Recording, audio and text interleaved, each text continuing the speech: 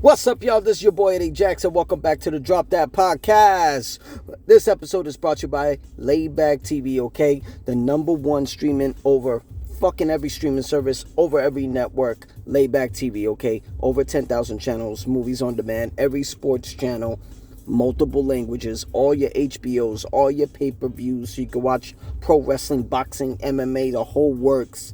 And it's only $25 a month. And it's compatible on your iPhones, Androids, and your Fire Sticks, okay? You don't believe me? Check them out on laybacktv.com, okay? LAYBACKTV.com for you dumb fucks, okay? And give them a shout out on their Instagram, IG official _ layback TV. Now, let's get into some hip-hop talk. Whoa! Holy shit. So let's go light to real heavy, all right? So Pusha T was doing an interview, and they asked him about, do he think that Kendrick won the battle? And he said, absolutely. Of course he did. I mean, take your bias out on Kendrick, take your bias out on Drake. Strategically, who won? You got to give it to Kendrick, because there was really nothing stopping from Drake continuing. You know, after you drop the Heart Part 6, you can keep going. I mean, 50 Cent went on Big Boy's The Neighborhood and said that Drake had more in the chamber. Then release it. What's the worst that can happen? You know what I'm saying? Like, we're not going to go through this shit. Like, we went from worst to light worst to now we're okay. You know what I mean? When I mean by worst, I mean Pac and Big. When I mean light worst, I mean Ja and 50. You know what I'm saying? Yeah, there was some violence that went by, behind it, but we got battles after that, and we were good. It's music. But he says that Kendrick, when he makes music, it talks to your soul. And maybe it talked to him. Maybe it talked to Drake, to tap out. You know what I'm saying? I mean, it'll make you tap out, it'll make you sue. I mean, I don't think it has anything to do. I don't think Drake's defeat has anything to do with him suing UMG, Spotify, iHeart, Apple Music, the whole works. I mean, I'm kind of curious on what evidence he has behind it that could lead to a victory in this lawsuit. Well, petition technically, but that petition will see the day of light in court come January. But Pusha would know. You know what I'm saying? Because in the end of the day, Drake tapped out when it came down to Pusha. And that was fucking, 6 years ago? 7? Whatever. 2018. But now, here we go. There's certain people out there that, they got their bias. And they're very, very honest about their bias when it comes down to Kendrick, when it comes down to Drake.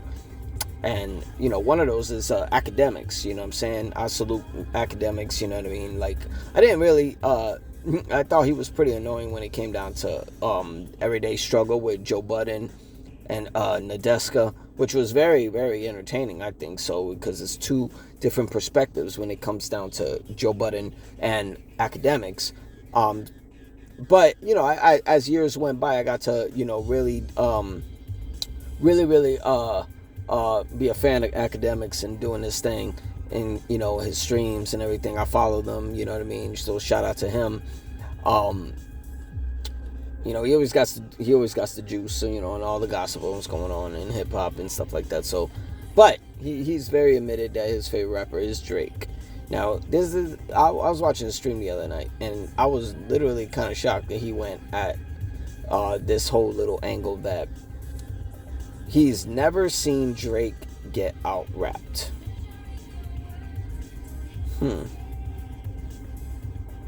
I will have to say that's like a 50-50. There are joints that I think Drake out-rapped everyone. But there are joints that some people out-rap Drake.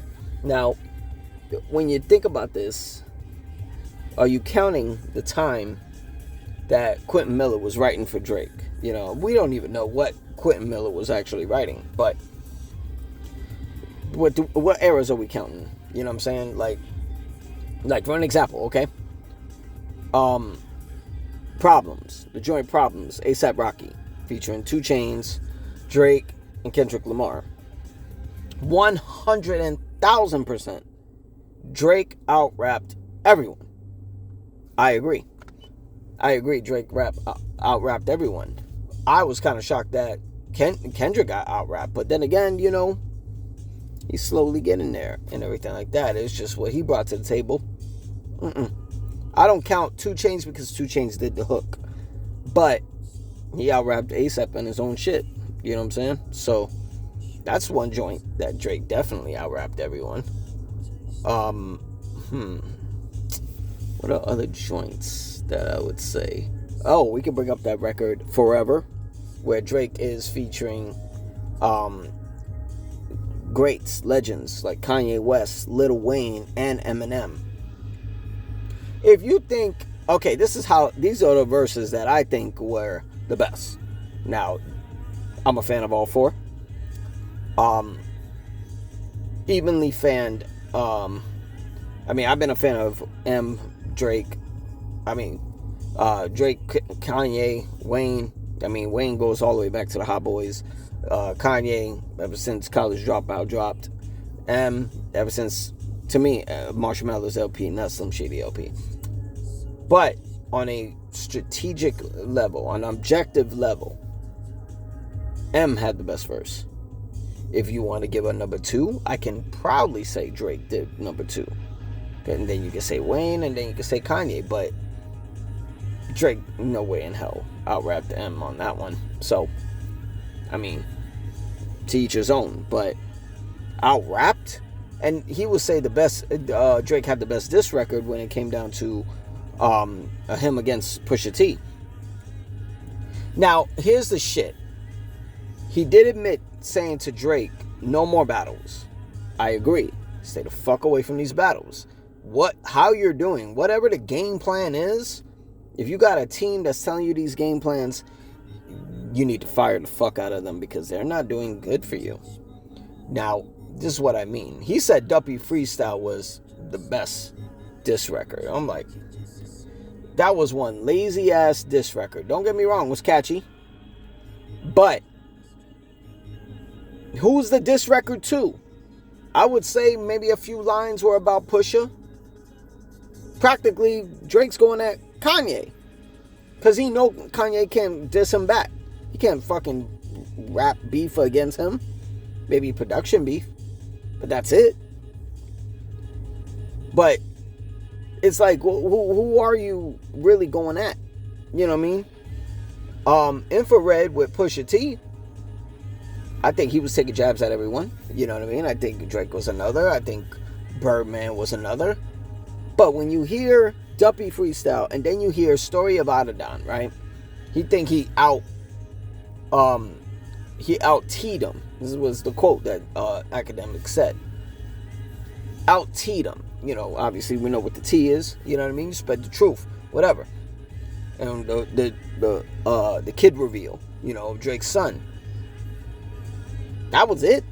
I mean, if we be honest, Drake went on LeBron James' little TV show over there on HBO, The Shop, and he literally stated why he came out of character and got pissed off at Pusha for that track Story of Adidon. It was the line about 40, you know, and his health problems. It had shit to do with the kid. Mm-hmm. You know, maybe that fucked up the kid reveal. Maybe that fucked up his deal with Adidas, you know, where he's going to do the kid reveal, you know. But when it comes down to the out T, there was so many things in that motherfucker that was literally probably penetrating Drake's soul, his nerves. You know, no homo, no diddy, pause. But nah, Pusha out-rapped him. That was strictly. He didn't fucking go at anybody. He just went at people that Drake loved. You know, he brought up his baby mom, he brought up his kid, he brought up his daddy, he brought up his mama, brought up his best friend. You know what I'm saying? Drug dealing aside, ghostwriting aside, let's have a heart-to-heart about your pride. That was bars. We just wanted to hear straight fucking bars, and we didn't get none of that from Drake. What we got was Scorpion album. Pretty dope album, though. Double album. Pretty dope. I love joints on there. You know what I'm saying? I think my favorite joint on there is That's How You Feeling. You know what I mean? Or That's How You Feel. But other than that, you know what I mean? He got out-rapped. And turns out it was probably more in the chamber for Pusha, and, you know, Drake didn't want to do it. Okay, you don't want to do it? All right, this is hip-hop.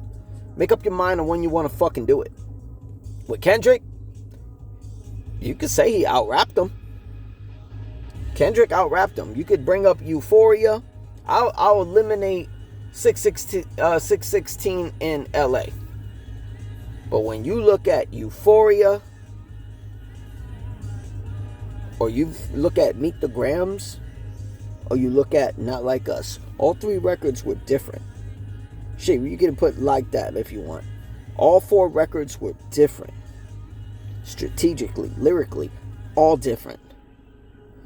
Family Matters, I don't know what the fuck that was. You still going at everyone. You still believe it's 20v1.